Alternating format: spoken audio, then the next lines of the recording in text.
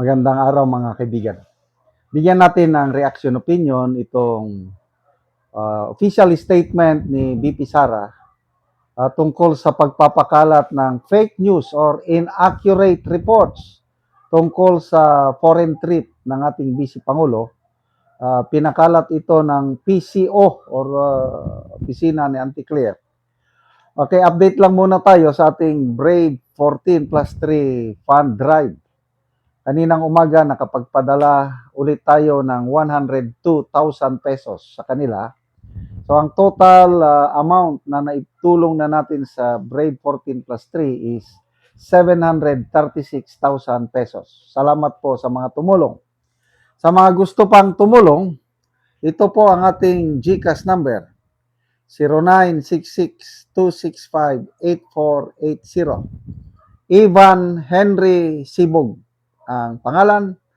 Sa mga nakatira sa abroad, ang city address is Cagayan de Oro City at ang kanyang street is Barangay Patag. So ito, daming post ng mainstream media. Example lang ito, news update, ANC 24/7. Vice President Sara Duterte traveling to Japan from August 19 to 24 for personal trip.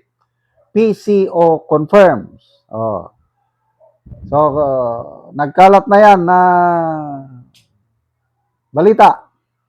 Ito naman yung official statement, Inday Sara Duterte. Statement on the inaccurate media reports and security threats, August 18, 2026. The news reports published by ABS-CBN, Abante, and Billionario regarding my supposed trip to Japan are inaccurate. My plans, excuse me, my plans have since changed, and the updated information on this matter was formally submitted to the office of the President. So yung August 19 to 24, mali pala yun. So ano yung updated? Hindi inaalam ng PCO. Itong mga mainstream media, hindi naman mag-post ng ganito kung hindi kinonfirm ng PCO. Kaya nagpakalat ng fake news o inaccurate news, PCO o kaya si Anti-Clear kaya. I once again remind media organizations and news outlets of the importance of verifying information before publication.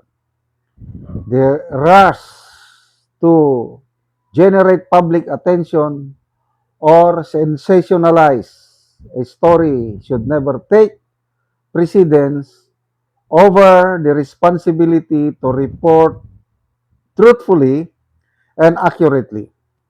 Such practices are inconsistent with the principles of responsible journalism. A simple verification with the office of the Vice President would have been the rule of thumb to professional media organizations. Likewise, I wish again to remind the office of the President that the continued publication or disclosure of my schedule is a matter of serious concern, particularly as it compromises my personal security and exposes me to a heightened risk. So yan po ang payag ni BP Sara. So, ang ating sisihin, Office of the President. Kasi ito, security concerns din yan. So, hindi dapat basta-basta ilabas. Ito namang PCO, hindi updated ang kanilang information. Ayun, nilabas sa media, itong tatlong organisasyon naman, ABS-CBN, Abante, Billionario, report kagad. Kaya tama si BP Sara, itong mga news organization na ito, kung talagang professional sila, i-confirm, is it true? siguro, paniwala sila kay kinonfirm ng PCO. Kaya di ba, Presidential Communication Office. Trabaho nila yan. Kaya, kumpiyansa ang mainstream media dahil ibinigay, kinonfirm ng PCO, pinablis nila. Yun pala, mali. O ano sabi ng Ticler? Bugbog tayo sa fake news. O sino ngayon ang nagpapakalat ng fake news? Sige lang. To me, advantage ito ni BP Sara. Kasi ang alam ko nito, imimit niya ang mga kababayan natin. Ang dami nating kababayan sa Japan. So, malapit na po ang eleksyon.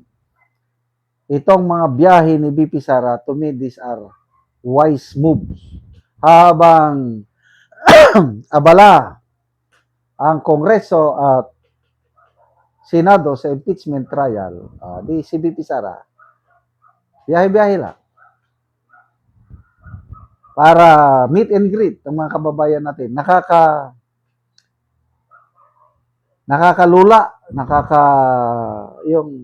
yung reception sa kanya sa London, talagang naghuhumiyaw. Hindi mahulugan ng karayom yung dami ng mga kababayan natin sa London na sumalubong sa kanya. Tapos may nagsasabi daw na binayaran daw yung crowd. Anong bayad? Makita mo yung naghuhumiyaw yung mga kababayan natin. Ako nga, gustong-gusto kong makita ng personal si BP Sara. Never ko pang nakita ng personal. Kailan ko kaya siya makita? Siguro pag mag-presidente na lang siya, saka ako mag-exert ng effort na ano ito? Mag-exert ng effort na makita lang siya ng personal o makapalitrato, makamayan man lang sana o makaselfie. Nakakaingit yung mga ibang kababayan natin. Nasa daan lang, wawagayway lang na gano'n, mamaya hihintuan niya, mamaya nakapaselfie na. Salamat mga kaibigan sa inyong pagsubaybay sa channel nito. Nakakatulong kayo ng malaki sa tribong talandig ng Bukidnon dahil ang income natin sa channel na ito is pantulong sa tribo. Namimigay tayo ng libreng yero at pako para makapagpatayo naman sila ng mas maayos na tirahan. Panoorin nyo ang video na ito.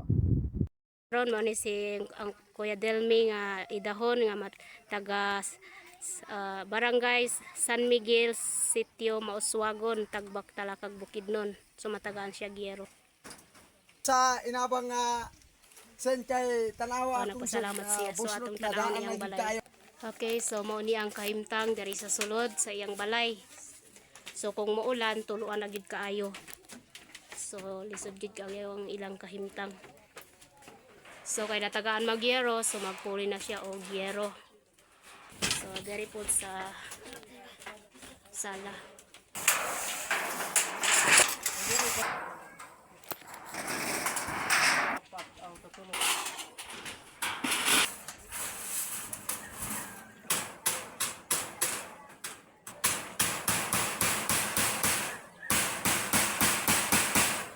Karon humana ang yero nga nahatag ni Kuya, so napulo ni Kadijis ang nahatag sa iyaha nga yero. So na humana gyud og taod ang yero. So karon Kuya, unsa imong masulti nga nahumanag gyud og atop ang imong balay nga natagaan gyud kag yero. Dako gid kayo akong pasalamat sa Ginoo kay nahatagan ko ginabang na sin. Oo. Kay ang akong ato wan na gyud kaya na tuluan na og ulan. So Sa pila na ni inabang, katuig Kuya ang imong balay? Wan na gyud dugay na kayo kay tanawa din na kay ka. So mga 5 years na ni ang imong balay Kuya katuig. 5 years na gyud ni ka tuig akong balay busa man So na kay anak Kuya? naa. So na kay mga eskwela na? O pat ka mo tuluan nga eskwela. So unsa imong panganabuhian Kuya? Kuan ra Mag-uuma? mag-uumara. Kasi si Kuya mag-uuma lang tungod sa ilang kalisod, so iha pagid sila nakaatop og yero. So Salamat gid kayo sa Ginoo Ah, aning sige kuya, salamat po.